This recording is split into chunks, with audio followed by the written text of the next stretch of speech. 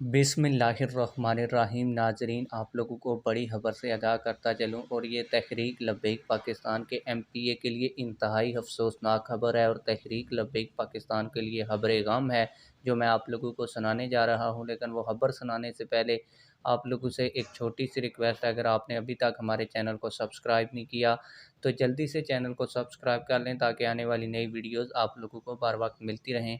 आप लोगों को बताता चलूँ कि नारंग मंडी की मारूफ और मशहूर और रूहानी शख्सियत सूफ़ी मोहम्मद अफजल फ़कीर रहमतुल्लाह ताला अलैह चक दादू शरीफ वाले उनके साहिबजादे मोहम्मद उमर अफजल फ़कीर साहब साबक टिकट होल्डर तहरीक लब्बैक पाकिस्तान पीपी 135 नारक मंडी जो कि क़ज़ाए इलाही से वफ़ात पा गए हैं। इनकी नमाज जनाजा का ऐलान बाद में किया जाएगा।